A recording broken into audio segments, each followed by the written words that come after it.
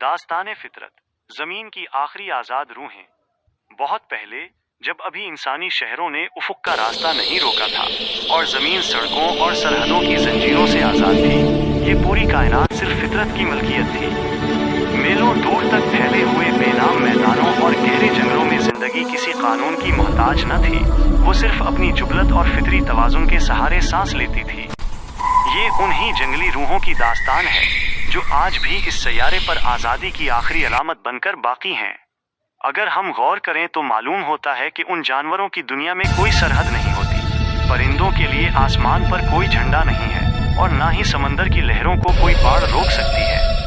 परिंदे बगैर किसी नक्शे के हजारों मील का सफर तय करके बरे-आज़म अबूर कर लेते हैं और वही मछलियां समंदर की उन गहराइयों में उतर जाती हैं जहां इंसानी बनाई हुई बुलंद तरीन इमारतें भी हैज दिखाई देती हैं। शेर और टाइगर अपने इलाकों की पहचान किसी लकीर से नहीं बल्कि अपनी याददाश्त और बू से करते हैं। उनके लिए ये जमीन किसी मुल्क का नक्शा नहीं बल्कि एक वसीओ अरीज घर है। अक्सर लोग जंगल के कानून को सिर्फ संगदली समझते हैं, लेकिन हकीकत में ये एक फन और कामिल तवाजुन है। जब एक शिकारी अपने शिकार के पीछे दौड़ता है तो ये सिर्फ भूख नहीं बल्कि निज़ाम कुदरत की बका है।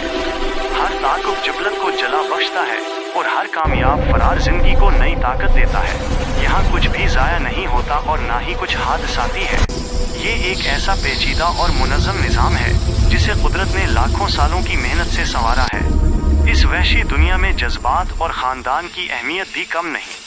हाथी अपने बिछड़ जाने वाले साथियों को बरसों याद रखते हैं और उनकी हड्डियों पर रुककर सोग मनाते हैं।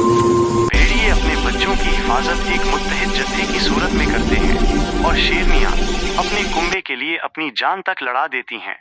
यहाँ ख़ानदान सिर्फ एक रिश्ता नहीं बल्कि जिंदा रहने की नागुज़ीर ज़रूरत है।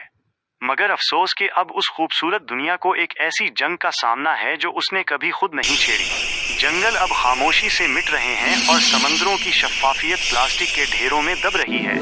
जानवर कमज़ोर नहीं हैं, लेकिन उनकी दुनिया इतनी तेज़ी से बदल रही है कि उनके लिए इस तब्दीली के साथ चलना नामुमकिन होता जा रहा है। ये एक ऐसी अनदेखी जंग है जहाँ कोई गोली नहीं चलती, लेकिन पीछे सिर्फ खामोशी और वीरानी रह जाती है। लेकिन इस मायूसी के बादलों में अभी उम्मीद की एक किरण बाकी है। दुनिया के कुछ हिस्सों में जहां इंसान ने फितरत को जगह दी, वहां जमीन के जख्म भरने लगे हैं। जानवर इन वीरानों में वापस लौट रहे हैं जहां से वो कूच कर चुके थे। जिंदगी एक बार फिर अपना खोया हुआ मकाम हासिल करने की तड़प रखती है। हमें बस ये समझना है कि जंगली हयात को हमारे काबू की नहीं बल्कि सिर्फ थोड़ी सी जगह और एहतराम की ज़रूरत है। हकीकत तो ये है कि जंगली हयात हमसे अलग कोई मखलूक नहीं बल्कि ये हमारा माजी, हमारा हाल और हमारा मुस्तकबिल है।